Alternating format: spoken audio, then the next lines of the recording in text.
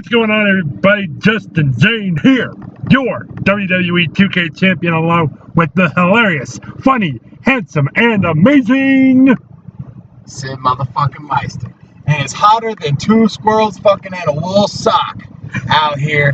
And that's pretty much the temperature of the WWE universe going into Roadblock as we start our road to SummerSlam, baby. Yep, but before we get to SummerSlam, we got Battleground coming up, which is going to be on at 8 o'clock on the WWE Network Sunday, with the pre-show going on at 7:30, and we're here to give our full predictions of all the matches that are bound to happen at that very event. Hell yeah, man. So this is like, before SummerSlam, this is the last pay-per-view that's going to have both Raw and SmackDown superstars. After this, we're going to have Raw pay-per-views and SmackDown pay-per-views next month. Yep. Or no, wait, next month is SummerSlam. Yes, Raw and SmackDown are going to be hosting SummerSlam. Right. Okay. So this is basically like the filler pay-per-view to get us to SummerSlam. And, you know, we're going to be setting up. Not all the belts are even on the line. It's just tag titles. No, not the tag titles. The Intercontinental, United States, and WWE World Heavyweight titles are on the line. Right.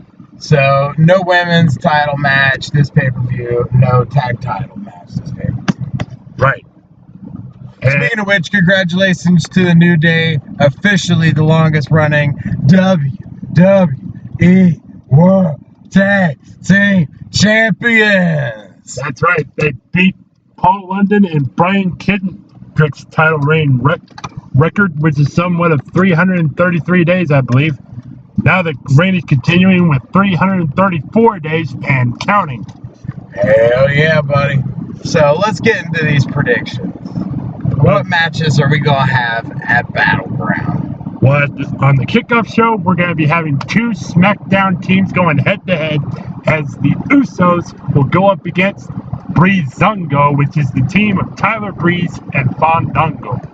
Yeah, man. I mean, either team could win this. They're both really good. The Usos are, of course, the veterans. Tyler Breeze is still really in the infancy of his career in the main roster, and it's good to see that he's finally getting on pay-per-views, even if it's just in the kickoff show. Yeah, but to me, I think Breezango could be a very good team with high potential, and I think I see them defeating the Usos in their first SmackDown roster loss. I think I'm going to have to go with the Usos on this one, buddy. Well, let's just see what happens. Then on the main card, we start off with Becky Lynch versus Natalya. This whole rivalry started back at the Money in the Bank pay-per-view, I believe it was, when Natalya turned her back on Becky Lynch after her and Becky Lynch lost a tag team match against Dana Brooke and Charlotte. Yeah, man. This is a great match. Two great female competitors. Natalya is, a veteran and a hell of a worker. Becky Lynch is the newbie, and she's really making a name for herself in the main roster. And it's kind of weird because, besides her and Natalya, there's only two other women competitors on SmackDown. So I feel like we're going to be seeing this match a lot heading into SummerSlam, probably. Sounds good, baby. I think this night, though, is probably going to go to Natalya.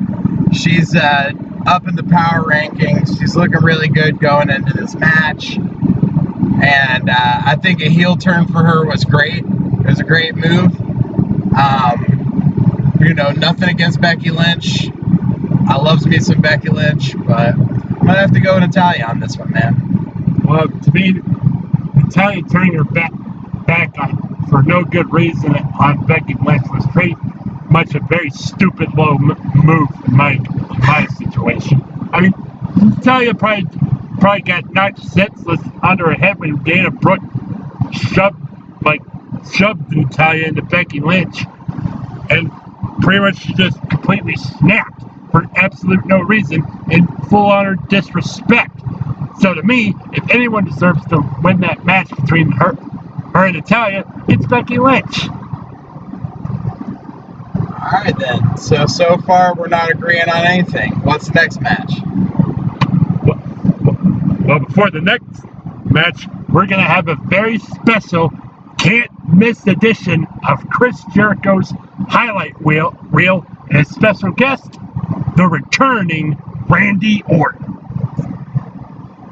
That's not a match, so I have no prediction for this. Yeah, except we might get to see an RKO out of nowhere. Okay, that's your prediction, RKO out of nowhere? Yeah, and Chris Jericho. Alright, my prediction is an RKO out of somewhere. Oh. But anyway, moving on.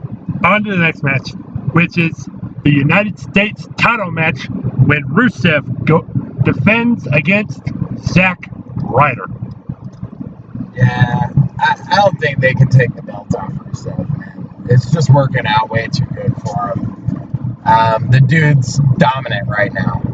And this is pretty much a Raw versus SmackDown matchup because Zack Ryder's part of SmackDown now and Rusev's part of Raw, which means chances are if Zack Ryder wins, he's going to take the United States title over to SmackDown, but I don't see that happen.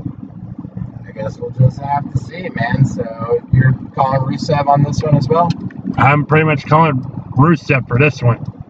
Raw's the A+ show, and we need the United States title. Oh, so you're on Raw now. When did you get drafted? You got drafted before Heath Slater? No, I've always been a fan of Raw. I've never been drafted. I'm not going to turn my back on Raw, the A+ show. But anyway, moving on. Next, we got the Intercontinental title match as the most must-see Intercontinental Champion, The Miz, with that beautiful, sexy Canadian beauty of his, Maurice, in his corner, going up against Darren Young with WWE Hall of Famer and Darren Young's life coach, Bob Backlund, in his corner.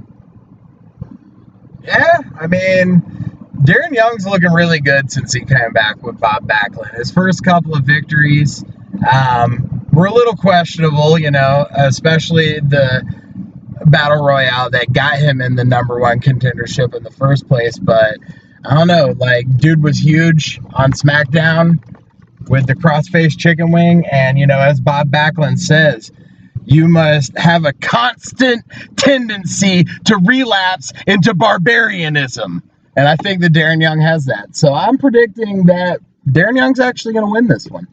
Yeah, Bob Backlund did teach Darren Young pretty good, but he's going to have to pull off anything he can in order to take the Intercontinental title from The Miz and bring it over to Raw, or The Miz just may defeat him and really prove once and for all that he truly is a great Intercontinental Champion. So what's your prediction? The Miz. Okay. So anyway, next match is one that I think I'm looking forward to, well, not more than the main event, is Charlotte and Dana Brooke in a tag team match against Sasha Banks and a mystery partner. Yeah, so we got to do two predictions on this match. Who the mystery partner is, and then who's going to win. Yeah. Well, I've seen in a Wrestling Inc. video on YouTube that rumors are saying that the mystery partner could very well be either Bayley or Nikki Bella. I don't think that it's going to be either of them. I'll tell you who I think mine's going to be after you tell me who you think it's going to be, because you said two things. Well, to me, I believe it's going to be the return of the most beautiful woman in the world, Nikki Bella, and I'm predicting that her and Sasha Banks are going to come away with the win.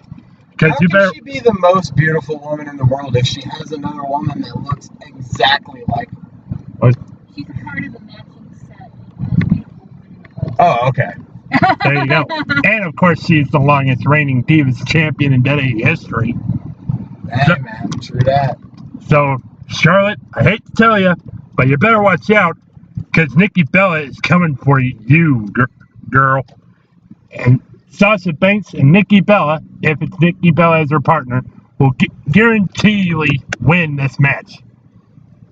So, I think Sasha Banks' partner is going to be Nia Jax. It makes a lot of sense, considering Nia Jax just got drafted. This would be your chance to make her debut. And I think that Nia Jax and Sasha Banks are going to win.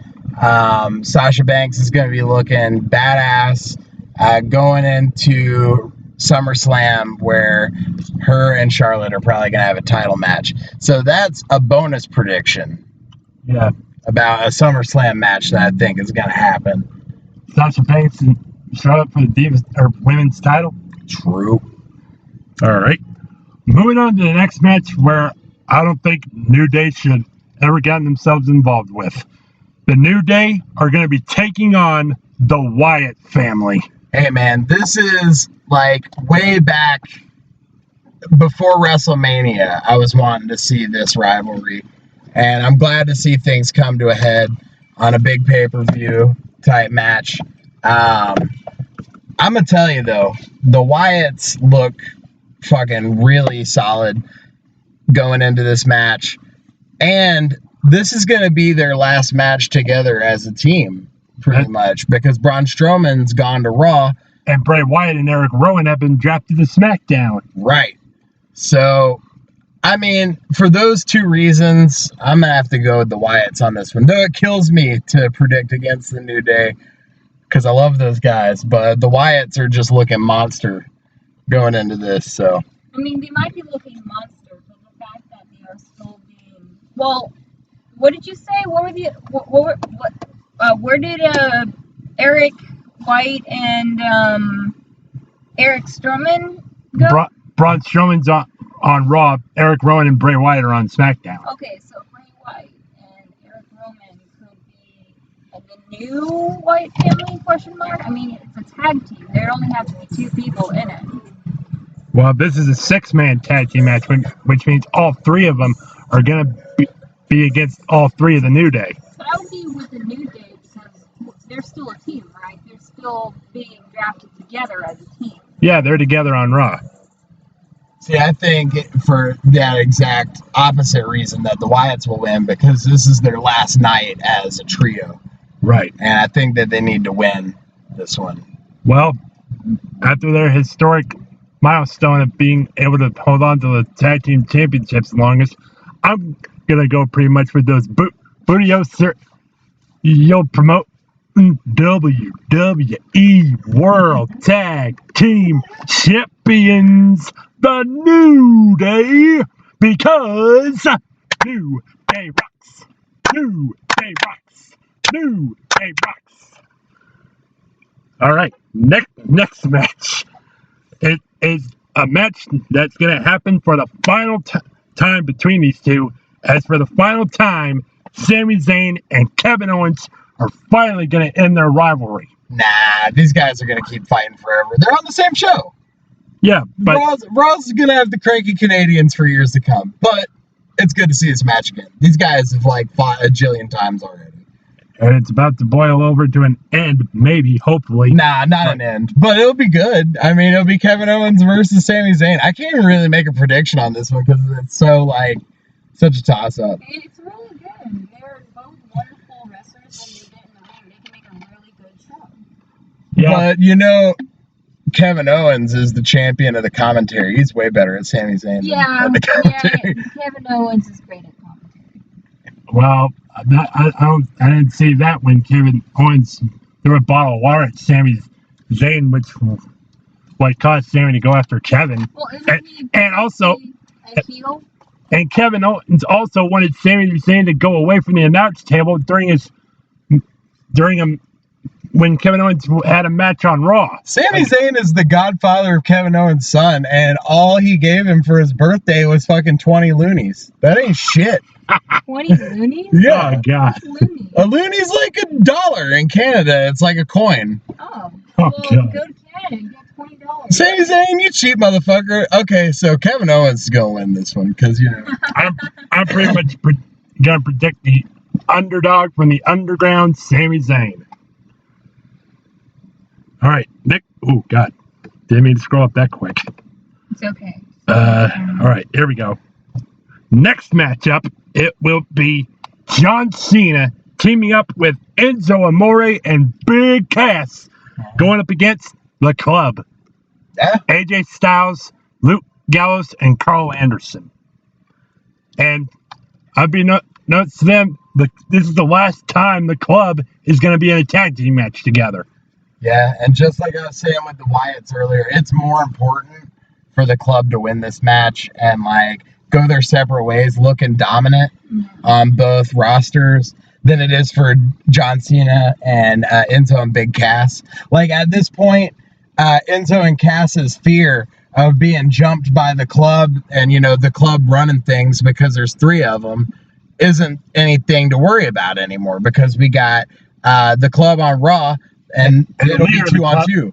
And the leader of the Club, AJ Styles, on SmackDown. Now, AJ Styles may still be on Raw, like accompanying the Club to ringside, but AJ Styles will never be in a match on Raw until he gets drafted to Raw. I don't think WWE would allow that.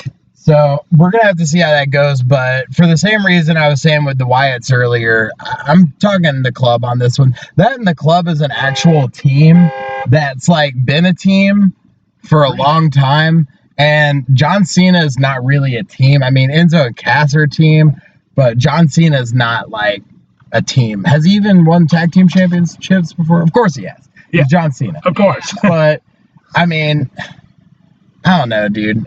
I think that the Club needs to win this one more, so I'm going with them. So you're actually predicting against one of your favorite boys, Enzo and Cass. Yeah.